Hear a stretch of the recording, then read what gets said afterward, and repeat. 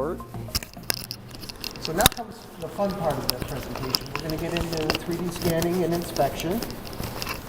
And for this part of the presentation, we're going to show you a live demonstration of the 3D scanner. I'm sure that many of you on the call have some familiarity with 3D scanning. So we'll run through the process that many of our customers employ, and we'll show you the sample or the process on the part that we 3D printed, and we'll just run through the different steps in the process so that you get to see it and understand a little bit better. You can cut back to the PowerPoint for 1 second. So on the 3D scanning, if you look at the way that inspection plays out in most of your companies, you have a variety of tools. So most people have, we'll call it first generation, is maybe a CMM of some kind. CMM stands for a coordinate measurement machine. Arguably, first generation could even be hand tools, manual inspection, micrometers, and the like. So most everybody has that. Second generation inspection technology we would refer to as a 3D arm, like a Faro arm or a Romer arm. It's still a great tool, and most companies for sure need arms. Third generation inspection gets into scanning. And why is scanning catching on so quickly? It's catching on quickly because it's fast. It's highly portable. If you look at the first generation and second generation technologies, those technologies are not really portable. In other words, I can't take it out to a customer site. I can't use it out on the shop floor. Those technologies need to be in the lab, they need to be in a metrology lab, and that's okay, but they don't have that portability. So the third generation technologies that Adaptive offers, and we provide this as a service, by the way, is all features portability in support of Industry 4.0. Tell you a little bit about the portfolio. We'll be demonstrating one of the scanners today. The portfolio that we offer is by a company by the name of Creaform. And Creaform offers a variety of scanners. Why? Because there's no one tool that does everything. So just like a CMM, when we go in to visit a lot of our aerospace customers, all of them are going to have a CMM. Are we proposing that they get rid of the CMM and replace that with the scanner? No, of course not. A scanner can augment what you already have. Especially if you have some bottlenecks in QA/QC, 3D scanning can help expedite the process. And this is the portfolio that we employ. Again, the tool that we would recommend is really based on the type of job. So if I'm scanning something small like the size of a Microsoft mouse or up to something about the size of a car door, that might dictate one tool. If I'm scanning something that starts at the size of a car door and typically goes bigger, again, that could be a different tool. So that's how we gauge things a bit. We'll show you a little bit of this. On the back end, we use an inspection reporting solution. The name of the software is called Polyworks. Now the good news about Polyworks is that Polyworks supports everything. It doesn't care what brand of 3D scanner you have. It doesn't care what brand of arm you're running. In fact, Polyworks even supports CMMs. So the nice thing about Polyworks is that if I teach my programmers how to create my inspection plans inside of Polyworks, on the back end, I can drive CMMs. On the back end, I can drive ARMs. On the back end, I can drive any 3D scanner. A lot of times, our customers are kind of challenged in QA/QC because they've got 2, 3, 4 different kinds of tools, and this person is trained on this tool, that person's trained on a different tool, and they're really not interchangeable. By introducing Polyworks into your organization, now you've introduced that flexibility, and you use the right tool for the job. So to explain to you what we're going to be doing here a little bit today, we're going to take the part that Jeremiah printed earlier, and we're going to pull that part into Polyworks. We're going to pull the CAD that created that part into Polyworks. Then we're going to 3D scan the part, and we're going to pull the 3D scan data into Polyworks, and then we're going to generate an inspection report. So it's kind of a three-step process. I'll show that to you today. We'll get through it in 3 to 5 minutes. I think for everybody, I think it's interesting to see. Maybe a lot of you have already seen it, but I think it's interesting to see and allow you to determine if or where it might fit in your organization. Let's go back to the video, to me. Yep. Okay. So this is the scanner that we're going to be showing today. This is the HandySCAN. You'll notice that it's just got a USB cable. It plugs into a USB port of a computer, a laptop computer or whatever. And this is the part that Jeremiah printed earlier for us. So I don't know if we've shown you the part before, but this is what the part looks like that Bart went through the generative design process and optimized the part. Once he optimized the part, the output from that process was an STL, and then Jeremiah took the STL into Eiger, and we reviewed that process with you. He 3D printed the part, and then he washed the part and sintered the part. So now we've got the physical part. So now my job, I'm the QA, QC person in this example, is to inspect the part and find out if it's within our tolerance. Now it turns out that this particular part, it's not an aerospace part, so I don't need something in 30, 50, 60 micron accuracy, right? So I'm trying to produce a part that's roughly a millimeter, plus or minus a millimeter. And I just want to see if the part conforms to that. So the process that we would employ here with the scanner would be to take the part, and I'm going to place it on a turntable. The turntable would kind of remind you of Grandma's Lazy Susan at home. And you'll notice that we've got some targets on the turntable. There's no targets on the part required, so I'm going to take the part, I'm going to stick it onto the turntable, and then if we can cut back to the computer for the scanning. Okay, so now for the scanning itself, the way that it works is that we literally put the part on the turntable, and we're going to start the scanner. And you can see that we'll zoom in a little bit. Right? So basically, as fast as I can move the turntable, I'm getting 3D geometry of the scanner. Or of the part, rather. And the process here to collect the 3D geometry is a little bit of just technique in terms of orienting the scanner at some different angles, kind of taking your time, and that should be enough for what I need, right? So within, about a minute, I've scanned the part. Now typically what I would do, honestly, is I would take the part and I would flip it upside down and I would scan the bottom of the part, and then I merge the top and the bottom together, and we'll show you kind of what that looks like. So if I go here and if I go here, we'll show you what the 3D scan merge of the top and the bottom of the part would look like. And then from here, we're going to go into Polyworks, and I'll walk you through the reporting process again so that you see that and you get to understand that as well.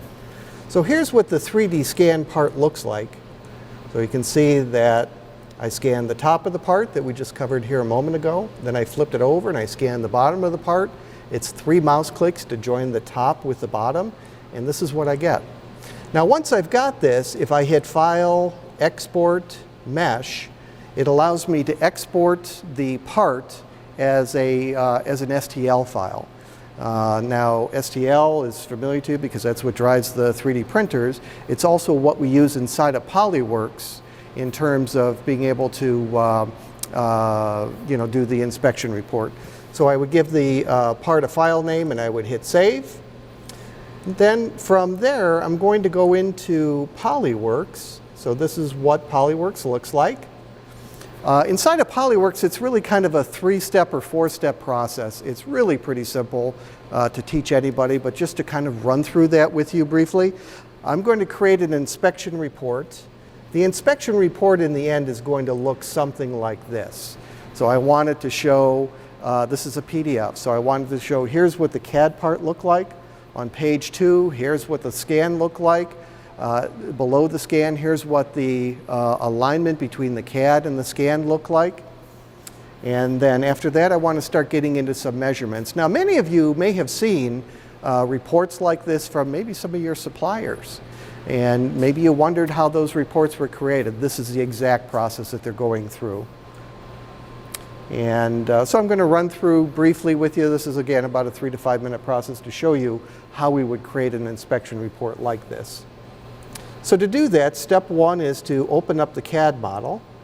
So I'll say File, Open, and here's the CAD model. So this is the net shape that Jeremiah 3D printed here a few minutes ago.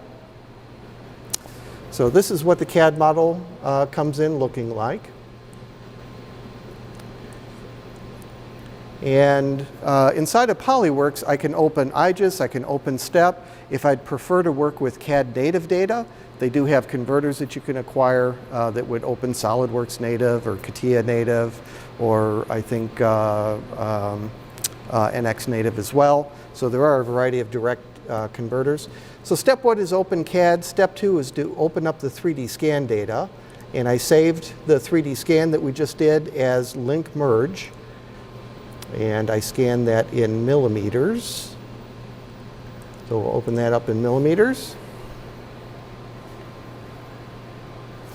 And you can see that the 3D scan data is kind of that gold-looking thing, and the CAD data is the gray-looking thing. Now, step three is to align the two. Now, if I had to do this in CAD, I'd probably spend the better part of the afternoon aligning two parts together inside of CAD. Inside of Polyworks, it's literally a 3 mouse click process. So I tell it that I want to measure in millimeters, and I say that I want to align the two parts. Normally, I would start with a best fit alignment first, and then if I have a drawing that defines different datums, then I would fine-tune the alignment to virtually any kind of a datum alignment. Polyworks supports any kind of an alignment. And then we'll say close there. So now what I've got is I've got my part. I've got, again, the gray color or silver color is the CAD. The gold color is the physical part that I just 3D scanned. Now what I'd like to do is I'd like to create generically a color map. It kind of looks like, for those of you that you remember Bart's presentation with FEA, it was showing stresses and strains. So it's showing loading conditions, right? The color map inside of Polyworks shows tolerances. So am I, how closely does the physical part match the nominal of the CAD data? Again, to do that, it's literally 3 mouse clicks. So I say create a color map and tell it to do a measurement.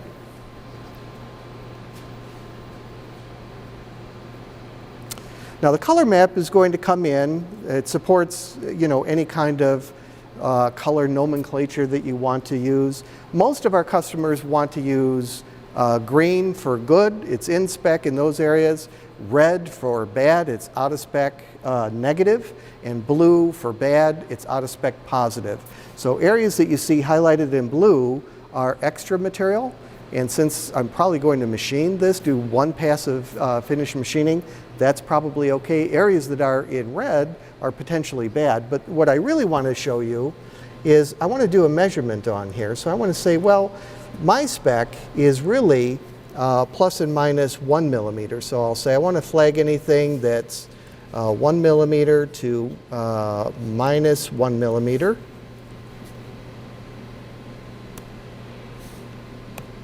So minus 1. And then we'll tell it to update that.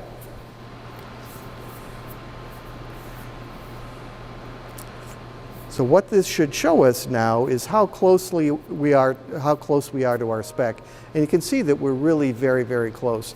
The areas that are in green are within that spec. And for the function of this part, what's really critical to me are the holes, are the bores, because I'm going to press fit bushings into these holes. And so I might have to ream the holes slightly to finish them. And you can see there's extra material to do that. Once I've done this, then I can do some additional measurements, so we'll show you a couple. So if I want to measure the holes to find out exactly what the size of the holes are, I select measure, I say create a feature, and as I hover over the feature, it highlights it. If I left mouse click on it, it measures that cylinder. Right now it's highlighting that feature on CAD. On CAD it's saying that that hole is a 19 millimeter hole. On this feature, we'll pick that one. Again, it's going to measure it on CAD. And then we'll pick this third one down here. Right here.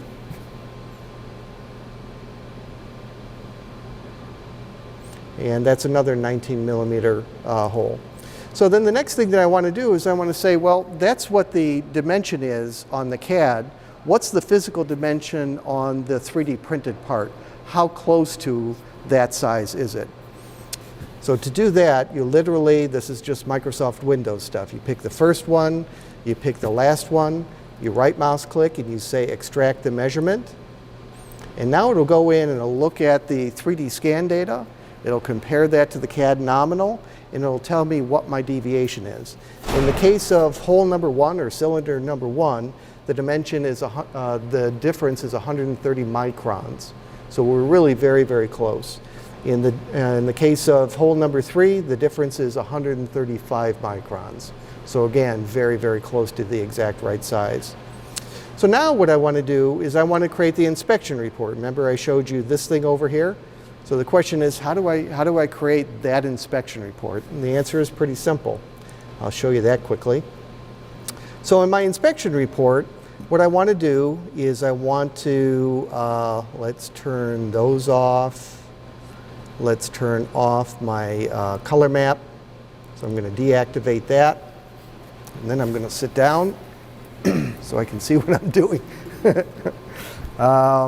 And then I'm going to turn off the scan data. So the first image I want on my inspection report is the CAD data. So to put that into my inspection report, you literally hit the camera icon on the top bar of Polyworks. And it says, well, what do you want to call this? I'm going to say webcast. And my name is Frank. Good enough. We'll say add that, close that. So first I had the CAD data. Now I want to turn off the CAD data, and I want to show what the 3D scan data looks like. This is my 3D scan. And again, I hit the camera, so I take a picture of the 3D scan. Then I want to show the alignment between the two. So now I want to right mouse click on the CAD, and I want to take a picture of that. Then the next thing I wanted to show in my inspection report is the color map. So let me show you the inspection report, at least what we've created so far. So on page 2, I've got, here's the CAD, here's the scan data, here's that alignment. This is being just Windows stuff, it's all pretty intuitive. If I want all that on page 1, I'll delete that. On page 1, I want to have my logo, so I say insert image from a file, and I'm going to insert my logo. We'll just drag and drop it there.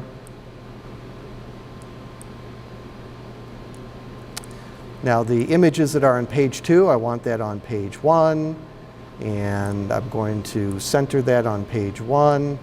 On page 2, I want to center that maybe. On page 3, I've got my alignment. I'm going to put that on page 2.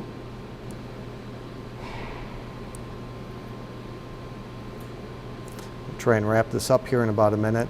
On any of these images, I can add text, so I can say, well, especially this is helpful if I'm dealing with non-technical people. So if I'm going to hand an inspection drawing to a manufacturing person or maybe a non-technical person that to try and help them understand what they're looking at, I can add some nomenclature in here. So I can say this is my CAD data. So I can go in and I can start adding simple notes to any of these views so that again, as people look at it, they can see what they are. I'll go back to my 3D model, and now I'm going to turn on the color map again. So I just say activate the color map. So the color map comes back on. Once the color map's back on, if I want to include a view of this in my report, Again, I hit the camera. And then if I want to include what the nominal settings are on the inspection, I right mouse click on my color map and I say add the dimensions to my report as a table, so that if I go back into my report, I can see, well, here's my color map and here's my nominal parameters for the part. Right? So the point here is that I can take virtually any kind of a part, I can 3D scan it in minutes, I can create an inspection report. Now, if I were doing this for a first article process, for example, if Jeremiah had printed maybe 5 of these, and I wanted to make sure that the printer was producing consistent parts with consistent geometry and dimensions, I could scan 3 of these or 5 of these, however many he gave me, literally in minutes. I create this report just one time. I don't have to create it, every 5 times. I create it one time, and then I scan part number 1, I say add that to the report. I save the report, and then I scan part 2, add part 2. Scan part 3, add part 3. So the point is, I'm not recreating the report for each one of the inspection scans. And so this comes into play for those of you that have a first article inspection process, maybe as part of your first article inspection process. If you're an aerospace company, you complete something called an AS9102. If you're an automotive or mobility, or really most industrial manufacturing companies, would generate something called a PPAP. So from Polyworks, I can populate the as measured data into the AS9102 or into the PPAP so that I'm not manually rekeying that. We have another piece of software that we're not going to feature for you today, but it gives you the ability to create the AS9102 or the PPAP. You basically open up the PDF as you pick dimensions, it balloons the dimension, and then creates the PPAP. So as I pick, it adds balloon, balloon, balloon, and then adds an entry for the dimension of each one of those features that I pick. So that may be something of future interest for a future webcast. The point is that inside of Polyworks, as I scan the individual parts, I can automatically add the as measured dimensions back in to the PPAP or the AS9102 without having to manually rekey it. Okay, so that's a little bit about the inspection process, leveraging a portable 3D scanner, creating the inspection in literally minutes to 3D scan the part, and then creating the report. Really, the magic happens at the reporting level. We can teach virtually anybody how to operate a 3D scanner. An engineer or a manufacturing engineer is probably going to use Polyworks. That's where the real brains of the process is. The 3D scanning is something that is more technique, and we can teach virtually anybody in your organization how to master 3D scanning.